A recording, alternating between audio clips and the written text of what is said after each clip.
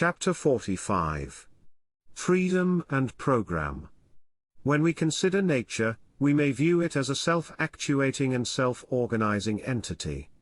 But this concept is counterintuitive. We cannot imagine a result without cause. We may therefore attribute the creation of nature to an underlying entity. Because the imputed creative capacity of such an entity differs from and surpasses anything we can compare, we may consider it to be supernatural. Notwithstanding this distancing, our best imagination of it is as being similar to a human because humans come closest in our experiences to the originating entity's purported capabilities. That similarity raises additional issues because humans are an advanced product in the development of life, and life is founded upon non-biological structures and processes. To place an entity we imagine as an advanced version of us at the inception of all development as its originating entity defies logic unless this movement derives from an unbroken circle. However, the existence of such a circle without cause is not credible to us either. We would still look for its creative beginning. We could not accept that it has always been. Further, if we assert that an originating entity is the result of a linear development, this only ceaselessly repeats the issue of origination. We are unable to concede that something came from nothing. And yet, we must accept such a development to locate a beginning. To make sense of creation, we must assume an entity that precedes substantive existence. The only shape that we can imagine such an entity to have taken is similar to our mind because we consider both to be non-substantive. This concept also eases a personification of an originating entity. Such a concept does not seem to create much clarity. Again, we encounter the problem that we presuppose an originating entity that exceeds the highest developed product we can imagine. We additionally incur the difficulty of explaining our experiences that a mind does not seem to exist without a physical basis. Even if we suppose that our mind is unrelated to our physical state, we have to explain how it and a similar non-physical originating phenomenon came to be. Moreover, we still would have to explain how the physical world should originate from a non-physical phenomenon. We do not observe that a mind can create matter. Although our rational mind might therefore counsel us to reform our impression concerning the origin of nature, our resolve is weakened by the ostensible lack of a convincing alternative. Taking the posture that mind can exist without a cause and that it can create matter might appear only slightly more preposterous than to assume that matter can arise from a state where no matter existed. As long as both theories have equally little support in our experience, we may favor the alternative that is more familiar to us and more emotionally satisfying. The notion of mind as the source of nature causes us to feel related to that source and engenders our empathic identification with it. This aspect combines with the childlike emotional attachment that we experience when we consider our sourcing in a creative entity and its provisions on our behalf. These causes for emotional identification may bind us into an anthropomorphic concept of nature's sourcing. Once we have established such a personification, we may draw parallels to how humans would behave if they could evolve themselves or could produce a phenomenon like nature. If a source develops itself through nature, it would remain innately involved as nature unfolds. Even if we assume a separate source, we could imagine that a source might not be satisfied with an act of origination. It might desire subsequent interaction with nature. Moreover, nature might not have been designed to be self-sufficient. Its development might require monitoring, guidance, and correction. We might also imagine that the mechanism of nature might fail or meet its purpose and that it might, in either event, be abandoned, recycled, or destroyed and discarded, or its results might be used in the pursuit of another objective. In addition to utilitarian considerations, we may attribute emotional properties to the source. Such an emotionality may be inferred if nature constitutes an inherent part of the source's organism. Humanity's emotions would be a part of the emotions of the source together with emotions of other sentient beings. If the source is separate, its purported similarity to humans would seem to make it even more likely that its emotions are comparable to human emotions. That similarity would further lead us to believe that the creative source has a special emotional relationship with humans as descendants. We may assume that it would sense significant empathy toward humans and care about them as extensions. In either event, we might assume that humans are part of the source's need for collective survival and thriving, or a closely related emotion. It is likely that these presumptions will give rise to further presumptions regarding the creative source and the relationship between humanity and the source. If the source would possess universal power to structure and guide nature, such an entity would rule the phenomenon of death as well. We may believe that an entity with the power of creating substance and life would also have the power to grant or deny an existence after physical death. We may think that the self-interest or tribal motivations of a source would motivate it to not let us die. In spite of our pervasive experiences of death, we may imagine and try to justify mechanisms that include death but still allow us to survive. We may apply similar strategies of reconciliation to other painful experiences that befall us to maintain our image of the source. We may imagine that these experiences are somehow necessary or helpful to advance us. We may wish to maintain a portrait of a caring creative entity because it gives us hope that ultimately happiness can be achieved in spite of our experiences of pain, fear, and death. Then again, as we discover our world, we increasingly realize that anthropological parallels are ill-placed. If we follow the concept of a separate source, we do not find a person tending nature as a human would. We may conclude from this observation that the source is not attending to its creation, allows it to proceed on its own terms, or that it has ceased to exist. We may be able to reduce these dissatisfactory notions of abandonment if we surmise that the source is present in, constituted by, and operating through the components of its creation. While this might serve to explain our experiences of nature as an organism somewhat, the concept that the source behaves similar to a human seems hard to maintain. In particular, perceptions, rational deliberations, emotional incentives in positive or negative directions, and resulting responses that characterize human deportment are missing in large aspects of creation. Everything we observe seems to proceed in line with preordained dictates.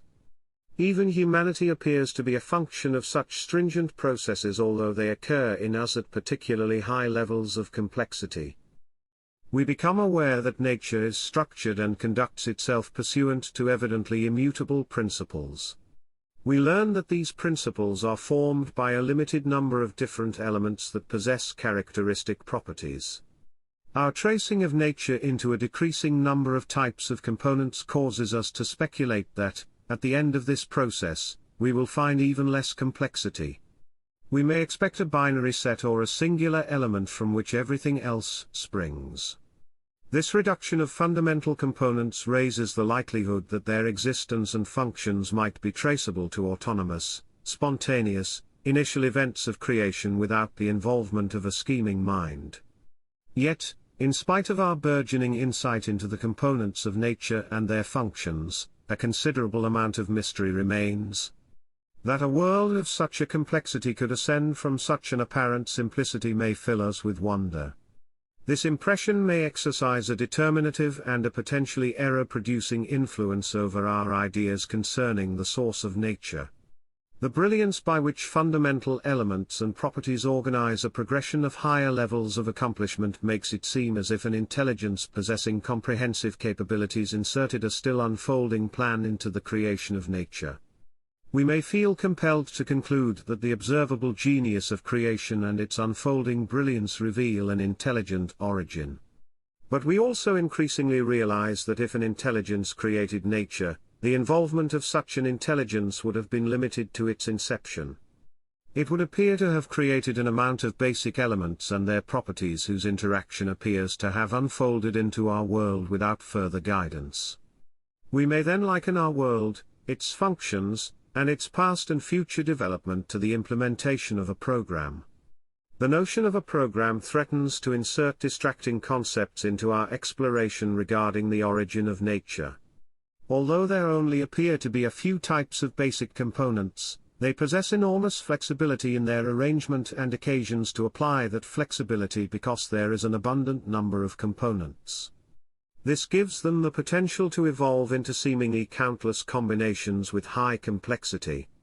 The versatility of basic components might remind us of basic elements used in the programming of mechanisms by humans because these can constitute complex instructions as well. Such a comparison suggests that the elements would have to be externally organized. The contrast of the complexity and principled character of our world and the apparent simplicity of its building blocks may suggest to us that it could not have developed on its own as a matter of necessity or coincidence. It implies the existence of a programmer, who was already highly organized and imposed some of that organization on arrangements of the components of nature. If we presume the existence of a programmer, we must assume the program's initial conceptualization in the programmer's mind and its following implementation in the arrangement of code. Here again, we have to explain how the programmer and the substance for the implementation of the program came to be before or at the beginning of nature. Even if we presume a spontaneous establishment of substance and diminish the task of a creative mind to arranging this autonomous substance, problems continue because we have to render the pre-existence of a programmer plausible. Explaining the existence of our setting requires that we presume a world in which the programmer arose and conceptualized and implemented our world. We have to posit the existence of a world in which the programmer lives with connecting similarity to our world. The apparently programmed character of our world may lead us to the idea that our world and our existence in it might be electronically simulated, that it and that we might be representations of objects and events of a higher reality. This would correspond to our idea that the world might be a mental creation and possesses pre-existing substance, and solve the purported requisite of a programmer. We might be situated in an accelerated simulation of developments employed to analyze and shape the developments of that programmer, a society, or a larger context. To make such efforts reliable, they would have to be in high fidelity to actual circumstances at stake. The rich and complex environment that discloses itself wherever we probe might lead us to conclude that we are positioned in a comprehensive simulation. Nevertheless, unless our environment is being constructed as we probe, it might require impossible computing power to remain completely realistic. A simulation might not be able to reach the full extent of attributes of the world from which it emanates because its features would have to be coextensive with that world or even exceed it. Short of creating a full-fledged parallel world, a simulation might be restricted to parts in which it develops the full detail of attributes, or it would have to remain somewhat superficial if it endeavored to imitate aspects of the entirety of a world. Simulations would then lose either in scope or detail, which would diminish their fidelity. This should empower us to obtain insight whether we are part of a simulation through a comprehensive effort that would pressure simulating computing facilities to a maximum. If we are in a simulation of extensive breadth, detail might decrease. If we are in a simulation of the entire depth of the simulated world but only a part of its existence, we might notice that breadth of our undertaking is missing. Arguably, we could be programmed not to notice such incongruities. Yet the simulation would obviously permit our mental and scientific development. If this development is not shut off, it seems to be only a matter of time until we would reveal that our world is simulated. Further, a replicated world would necessarily allow us to ascertain facts and principles of the original world. The array of simulated constituents as well as the capacity and the drive to develop with which we are endowed might enable us to break through to the higher reality. We might acquire attributes in a higher reality that we lack in our simulation. We might undertake this similar to a mind that is situated in an exterior world. By influencing entities or mechanisms in a higher reality through their interaction with this world, we might gain or be granted access to the originating reality. The truer the simulation is, the less it will be possible for them to uphold its difference from their reality. Even if we are part of a fantasy, a virtual game, partial fidelity and contact might facilitate access to a higher reality. The conditions for revealing a simulation and breaking through seem to be even better if the emulation is non-electronic. Then again, we may only be a limited experiment in a more complex world of which we do not know. This would weaken the possibility that we might wholly understand or participate in the originating world. We might be a relatively simple utility or game that does not matter and can be discarded. However, as we explore the foundations of our world, we seem to find that the program under which we exist and its application possess attributes that countermand the notion of external programming, and thus the concept of simulation. Our inquiries into the origins of the program, and its implementation suggest the conclusion that form and substance emanate from the same origin because they are indistinguishable. All acts of conceptualization and of implementation that are separate in a model featuring an external programmer seem to be contained in the fundamental elements we discover. The vicinity and the intrinsic qualities of matter by which its elements interact seem to constitute a self-contained program. Over time, the great number of elements and their interactions have resulted in conditions in which life could develop as a matter of playing through the possibilities of arrangement composed by the allocation of substance and its principles until its conditions occurred. There appears to be no more room for a programmer and for the absurdity of having to explain the programmer's existence. Yet, while we may be able to follow the arrangement of substance through its principles, the events of creation that this arrangement presupposes remain past our comprehension. Their occurrence is foreign to us because we cannot create substance and principles of nature, but can only allocate them. Also, we have merely moved the issue of programming to an earlier point coinciding with the creation of substance. Thus, not much insight seems to have been won. To explain the occurrence of substance and principles, we may interject the concept of spontaneous creation, the emergence of something from nothing. Still, to resolve the issue of origin in this manner, we must show that spontaneous creation is possible. Short of observing such an occurrence, we might reconstruct acts of creation by tracing the following developments back to a spontaneous beginning. Our observation that elements and properties appear to be the most basic phenomena in nature and that it is organized from these two aspects leads us to consider that they are close to or might even represent the point at which nature began. We may believe that substance is being organized by principles that exist separately. Such existence seems to be confirmed because we can distinguish principles that appear to be constant and universal. Their universal character may lead us to conclude that they exist independently from substance. However, we derive these principles from our observation of substance. The reflection of substance in logic permits us to calculate how our world functions through symbolic representations.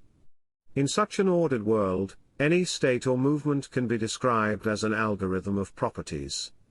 But the separation of logic only evidences that we can establish perceptions of physical circumstances and represent their impression on us by themselves and in their commonalities, distinctions, and causalities in abstract substitutes. It does not prove that such organizational attributes can exist without an attachment to substance. Abstractions in symbols and relationships of logic are derivatives of the physical circumstances from which they are gleaned and on the basis of which they are found to be correct. Constructs of logic from these beginnings that we have not already found reflected in reality receive believability from our assumption that the physical world does not behave differently at higher levels of deduction. The stability by which the physical world behaves may suggest that it is bound by principles of logic. Yet, if the physical world behaved differently, logic disputing this behavior would be considered in error and we would modify our logic.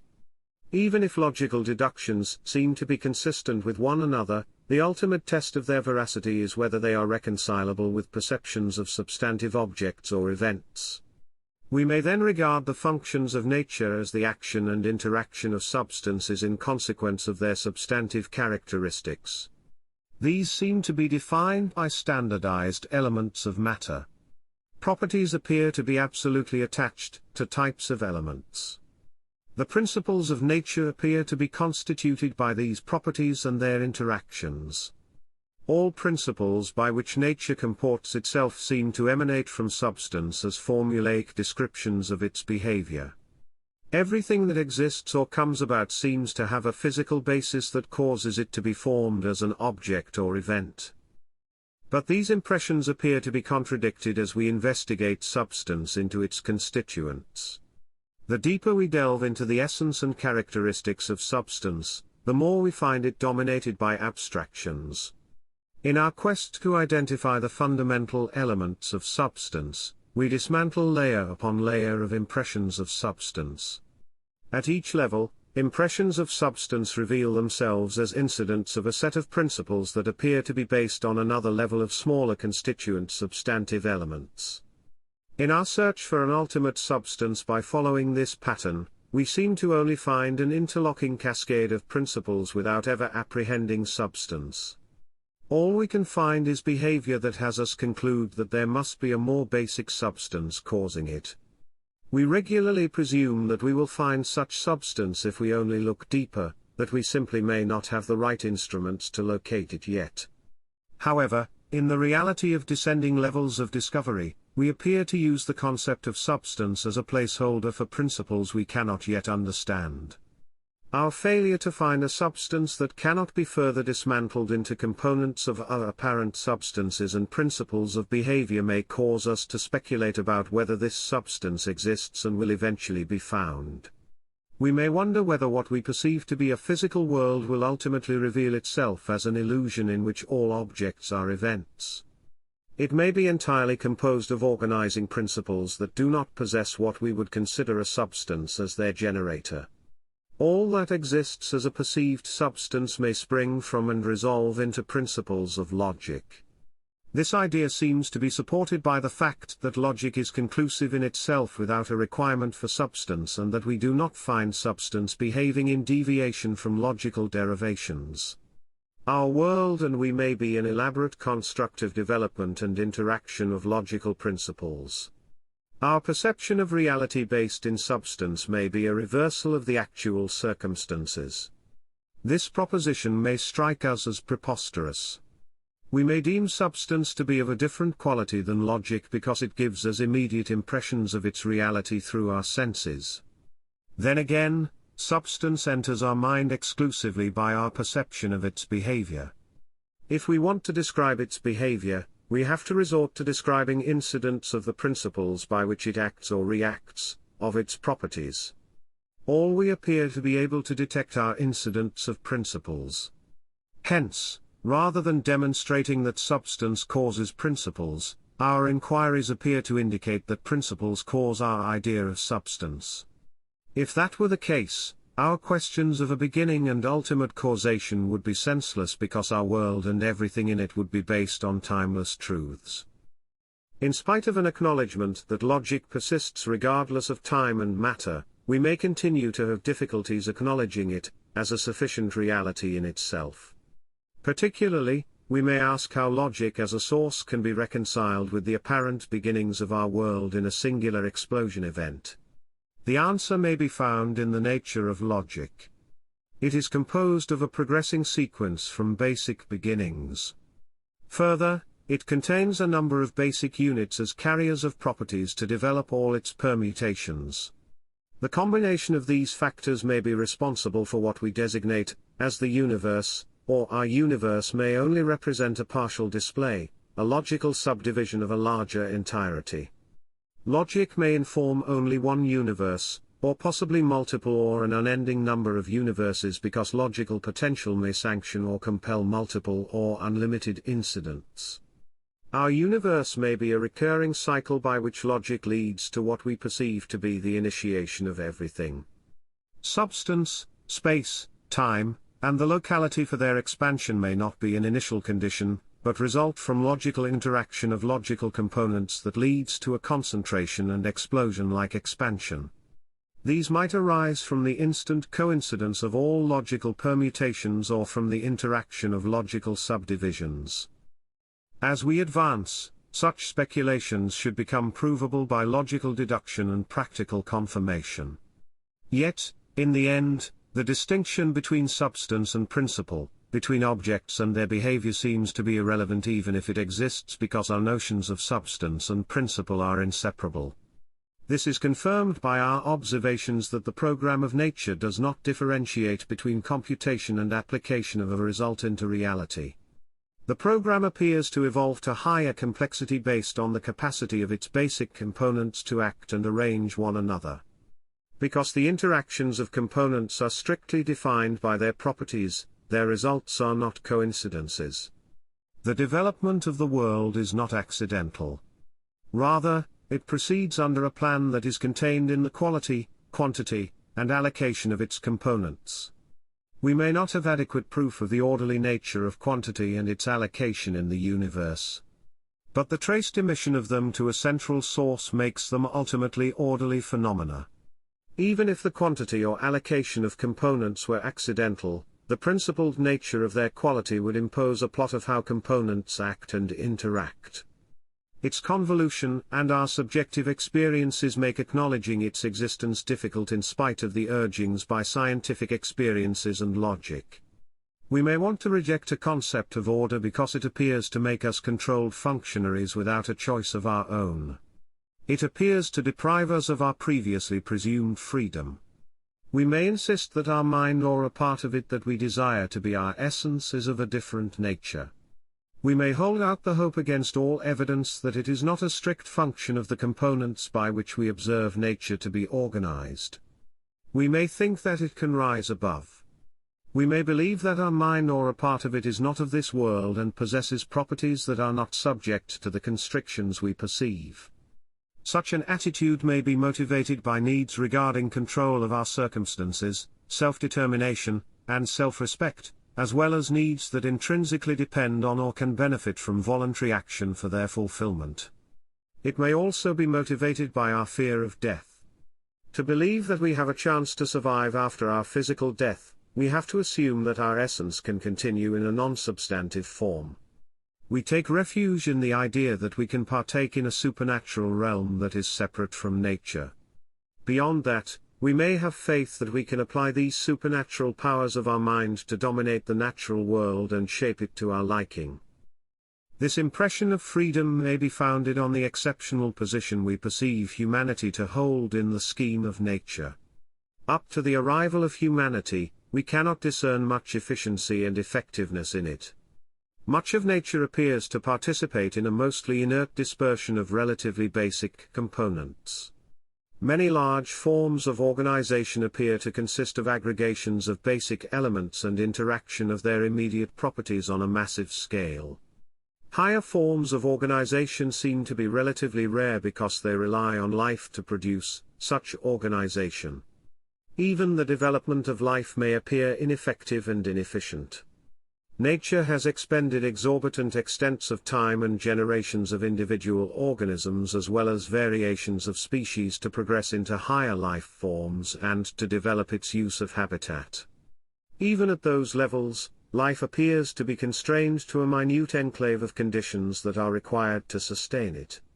Despite its extraordinary qualitative departure, life in our system has been underperforming its potential of converting nature into higher forms of organization. With the development of humanity, nature appears to have realized a form that can drastically raise the efficiency and effectiveness of its mission. Our capability to reflect the allocations and principles of nature in our mind, to plan our activities under recognition and selection of appropriate choices, and to act upon them may significantly benefit the development of nature. We appear to supplement the laws of nature by laws of our choice. Through our reflective and our allocative capabilities, nature gains the potential of higher levels of qualitative development and allocation that permit deeper and wider transformation. As successful as nature has been and continues to be with its traditional modes of prosecuting its mission, humanity can supplement that program with a more deliberate method. This innovative mental guidance system may cause us to view ourselves as emancipated from traditional strictures of nature and, at least potentially, beyond its laws. In particular, our claim appears to be grounded upon the power that understanding the workings of nature gives us to apply them or to position ourselves concerning them. Our experience is that we can think of different allocation choices and select among them. Many of our decisions may be part of a larger confluence of causes. With growing development, we may become increasingly capable of possessing a choice whether we permit these causes to go forward or alter constituents or the assembly of causes. Proceedings by our Council of Traits in which different viewpoints consider and weigh in on choices may suggest that we are in command of our thoughts, emotions, and actions.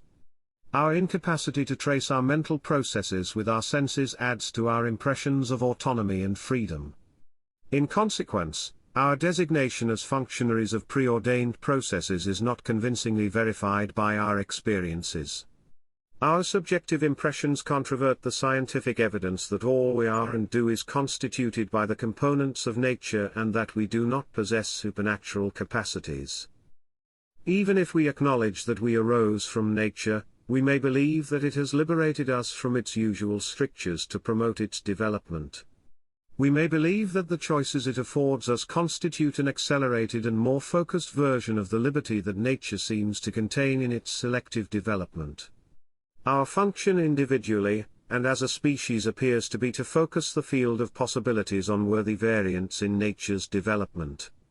Although it promotes us because we serve that purpose, we are merely one of many possible variants in nature's manifest strategy to advance itself.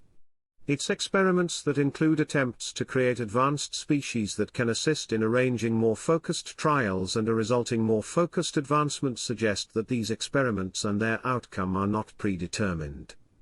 They do not seem to be parts of a planned procedure because they seem to involve broad flexibility and many of them result in failure.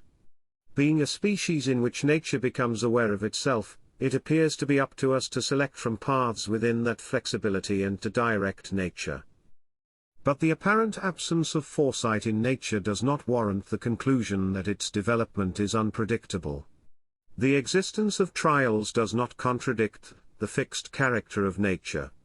It only bears witness to the extensive number of possible combinations that its fundamental settings allow. We could predict how nature proceeds if we had sufficient perceptive and rational processing power and accumulated sufficient experiences of nature's attributes and allocations for such processing. On our way to such certainty, we must mimic the exploratory methods of nature, although possibly with a greater focus derived from the knowledge we have already accumulated.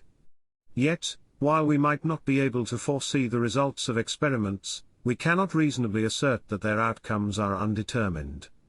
When we examine results, we can reflect them in immutable principles that existed before the experiment. Our efforts seem to expand the efficiency of nature's selections and may unlock new horizons in its effectiveness. But we only uncover and do not add to the array of possible solutions because we are part of nature and work within its parameters. There is no indication that we are exempted from or could step out of nature's causative compulsion. Our capacities, opportunities, motivations and choices and therewith our failure and success in our pursuits individually, and collectively all are preordained by the substances and principles of nature. Any awareness we achieve or ignorance we maintain regarding our programmed character, and any of our endeavors to advance, escape, change, or sabotage our program are also a part of the program. Our superior capacity to manage nature's development does not change that the capacity and its exercise are directed by nature. Even if we must admit that whenever we scientifically probe into our capabilities we find this direction to be present, and even if we comprehend the substances and principles at work generally, our existence still may not look to us like a program. It may continue to appear largely coincidental because we lack information about many of the prescribing causalities that affect us internally and externally. The multitude of causes affected by that inadequacy may make nature, life, and our existence as part of these phenomena seem chaotic, and we may therefore seek supernatural guidance and order. Even in the presence of acknowledged underlying order, most individuals remain embroiled in a lifelong struggle to conquer ignorance, inability, error, interference, and their consequences. Subjectively, our existence moves in mixed and changing patterns of predictable sequences and coincidences. We must arrange the fulfillment of our needs consistent with the underlying order and react to unforeseen circumstances. This requirement for improvisation may be unsettling. We may wish that we could foresee events and control our fate to better fulfill our needs. As we gather understanding of our circumstances, we attain more insight regarding the workings of nature and its developmental potential, and we become better able to predict and use them. We augment our understanding of our options and what their results might be. This aids us to become more effective and efficient in devising paths that serve our needs. If we discover and reconcile our needs and wishes as well, we gain better insight into our choices among available options. However, as a result of this clarification, we may become aware that our sense of freedom is an illusion. We may realize that our options are objectively limited by our internal and external circumstances. We may further realize that our choices among these options are preordained by the dispositions of our needs, even if we are nominally free to make any available selection. We may wish that we could alter the program. We may increase our options and our aptitude of selection by exploring nature. This may suggest some freedom, although we only trace nature's potential. But we choose options according to how well they fulfill our needs. We may also alter genetic or acquired traits or resist following them. Still, we are bound by the objective requirements for individual and for collective survival and thriving. Changing these requirements only sets us on a different path that then becomes compulsory until we change these factors again. Even if we could keep our options and choices open, we may weaken our success by a lack of commitment or by creating other disharmonies with nature's mission. Any direction or positioning in our pursuits that is at odds with nature is destined to hurt us and threatens to place us in existential danger. The only safe manner to entertain deviant pursuits would seem to be to adjust nature to coincide with our objectives. That would appear to require more than we can currently undertake. But the development of this capacity might be a logical progression inherent in the evolution of the program. In us and similar species, nature might gain the capacity to reprogram itself.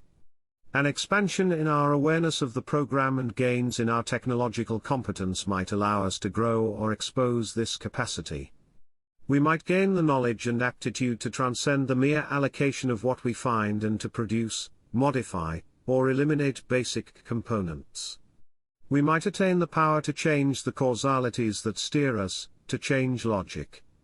Notwithstanding, one cannot imagine how we should become able to reach independence in our thoughts, emotions, and behavior even if we could attain the technical capacity to change the program. After all, we would develop the capacity, resolve, and direction of changes according to nature's program. Any capacities to modify the program would have to be a result of it as well. In formulating and undertaking changes to the program, we would be directed by the program. While we might have the subjective impression of increased and even complete freedom, we would remain objectively committed to a preordained path. Our programming would seem inescapable in any permutations we choose. Nevertheless, by leading such a development of logic, we might secure the survival and thriving of humanity. As a part of nature, our activities have always had a function in defining the reality of nature even if we could not define its potential. However, until we attain the capacity to change its program, our impact would be tentative because we would only be one of nature's trials among a myriad of others. Until we take command of the fundamental features of nature, our failure might not be of lasting consequence. Even if we could fundamentally change nature, our changes might only apply to parts or might be reversible. Nature might continue to tolerate trials by different authors, possibly in different partitions, or diverse branches of logic might coexist and interact. Program changes might expand the possibilities for human or nature's development. But they might also deprive us or nature of options and might stultify or end our or nature's development without recourse. The capacity to reprogram nature may then connect with an awe-inspiring responsibility. It is unclear what we would do with such a power. As of now, we do not possess sufficient knowledge to make any competent decision. We may not even be able to point to fundamental conditions of nature that we can determine to be dissatisfactory because we may not have grasped the potential we have been given under these conditions. We might not want anything else. To competently answer the question whether and in which way we would change nature's program, we would have to understand nature's original program, and how it might otherwise progress with our modifications. Yet, even if we should never achieve such fundamental capabilities, we have to develop an understanding of our objectives in connection with our allocative involvement in the development of nature to preserve and advance our interests. Based on our observations, we understand that nature uses life, including us in an apparently or at least potentially leading function, to transform itself. By that transformation, nature appears to pursue a comprehensive strategy of survival and thriving. This strategy seems to substantially correspond but may also clash with human strategies of survival and thriving. We will have to explore human development in interrelation with nature's development further to gain better clarity about the issue of harmony. In addition, we will have to know whether nature and humanity have ultimate objectives beyond those we might currently perceive. If nature's strategy and humanity's reconciled strategy continue to be in harmony, as they seem to be for the foreseeable future, our increasing identification with nature because of our development of and into it seems to align us with its fate. That may mean that the interests of nature and humanity will merge and become indistinguishable. But it might also mean that humanity might subordinate itself to nature if humanity recognizes that it is reaching boundaries in its development that nature can exceed. We might develop a need to assist nature that we hold superior to our need for individual and collective human survival and thriving, similar to how we may value collective human survival and thriving more than our individual survival and thriving. Even if an emotional identification with all of nature would remain difficult, our emotional identification with life would appear to have the same effect because of the seemingly unlimited expansionary mission of life as a transformational agent of nature. In the event of such an orientation, we might adjust the remainder of our needs and our allocations, or the program, to serve nature. That subordination might have grave, possibly avoidable consequences for humanity's survival and thriving. It might incentivize us to consent to our demise if our utility on behalf of nature should end or if better qualified leadership should be available. It may even incite us to produce such a substitute leadership. We may sacrifice ourselves, retreat to a decreased function, or retire from participation in nature's advancement. Short of diminishing ourselves in these ways, we may continue to maintain human survival and thriving as our highest priority and only extend similar priority to selected parts of nature that are necessary or helpful to assist human survival and thriving. Either way, we may remain pleased with the program of nature or the allocations we are able to manage according to it. In that case, knowing that we could change allocations or the program if we grew discontented with it might suffice. It might satisfy our needs for the control of our circumstances, self-determination, and self-respect, as well as needs that inherently depend on or can benefit from voluntary action for their fulfillment. The attitude that we adjust the allocations or the program of nature to our liking might appear selfish and potentially incompatible with the interests of nature. It might contradict our directive of harmonizing our pursuits with nature and might not bring the desired effects because nature might prevail against our efforts. But since we are a product of nature, nature might also rely on us to supersede its current trajectory. Our designated function might be to prevail against its adversities. To the extent our development diverges from its predetermined, or adjusted path, the purpose of nature may be to boost us and set us free in an additional stage of existence in which the rest of nature is left behind. Our task may be to reform or escape a system that has limitations or that threatens to take us down with it in its reversion or its dissipation. The development we can currently fathom may only be an opening stage to an existence beyond. Because we cannot sufficiently foresee nature's development or how our needs and capacities will develop, we will have to review our stance toward nature as the program unfolds.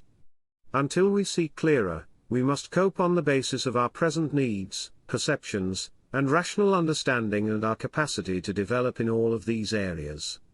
Considering the uncertainties and potential challenges humanity faces, we might agonize about humanity's fate. Then again, with the support of our perceptive and rational capacities to take cognizance and understand causes and effects, the mechanisms of happiness we possess as the results of our needs appear to have been offering capable guidance in securing our individual and collective survival and thriving. Moreover, the past growth in our perceptive, rational, and emotional faculties, our awareness that this growth seems to be continuing, and the foreshadowing of where it might lead us give us reason to assume that we might possess the opportunity to secure the future of humanity as well. However, all indications we can currently grasp about that future point to the central importance of reconciling our needs. They appear to confirm that our immediate and our more distant fate will depend on the intensity, inclusiveness, and regularity with which we deliberate and ameliorate our happiness by applying the methods of individual, collective, and general reconciliation. These methods seem to represent three indispensable conditions to our survival and thriving.